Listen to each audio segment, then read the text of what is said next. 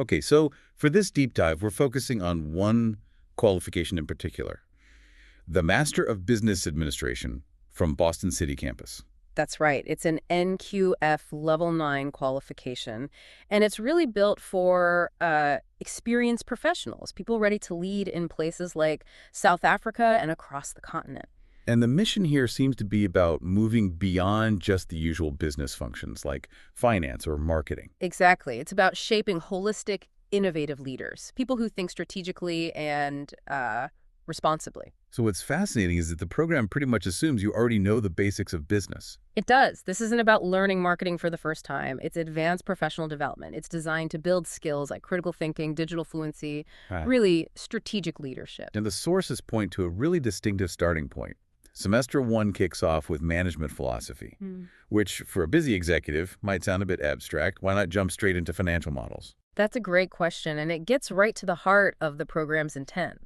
The biggest risk at that level isn't a market shift. It's your own biases. Your unquestioned assumptions. Precisely. So that first module is like a critical audit of your own leadership thinking.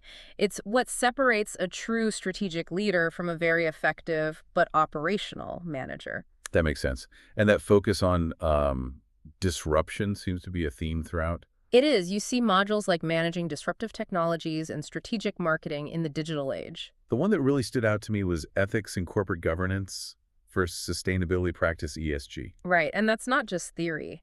The goal is for graduates to be able to design real sustainable business strategies that meet those international ESG standards. So they have to balance profit with environmental and social needs. Yes, exactly. It's preparing them for that new frontier where you have the human workforce, you have intelligent machines, and you have data all converging. Okay, so let's talk career paths. Hmm. Where does a qualification like this actually take you? We're talking top tier roles: CEO, divisional director, a high level management consultant, or even scaling your own entrepreneurial venture. And it's NQF9, which is critical. Very critical. It means you have a seamless path to a doctorate in business administration or a PhD if you want to push into academic research later on. So why is this such a smart move right now in this market? Well, Africa's growth demands leaders who can think globally but act locally.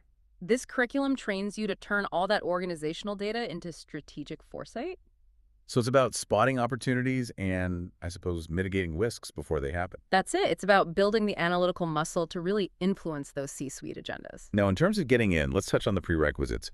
You need an NQF8 qualification to start. That and 3 years of managerial or professional experience, it's not an entry-level degree. But there is another pathway, right? Yes, for those who might not meet that criteria just yet, there's the postgraduate diploma in management, the PG DIP.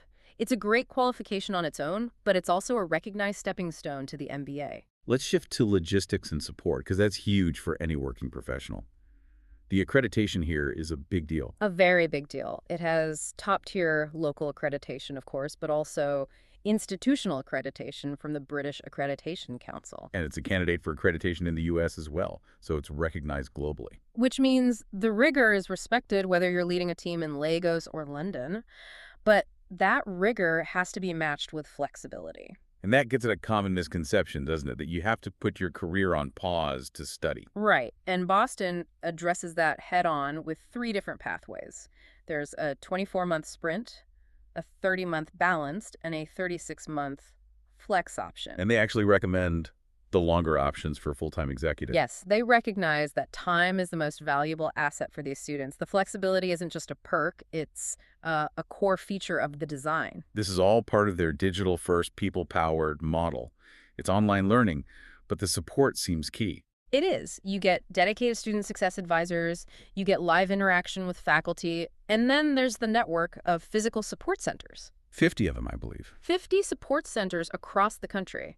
So even if you're a remote student, you have that institutional touch point. It's an immense support structure. And the whole journey wraps up with the business research mini dissertation. Which is where you really prove yourself. You don't just write a paper, you tackle a real-world business challenge and deliver actionable, market-moving insights. So to sum it up, you're getting global standards, real-world relevance, and a huge amount of flexibility, all designed for the modern executive. Which leaves a pretty important question for you, the listener, to consider. If your goal isn't just business success, but driving sustainable productivity and quality of work in these really challenging markets, how will you use the analytical mindset you gain to genuinely reshape the C-suite agendas across the continent?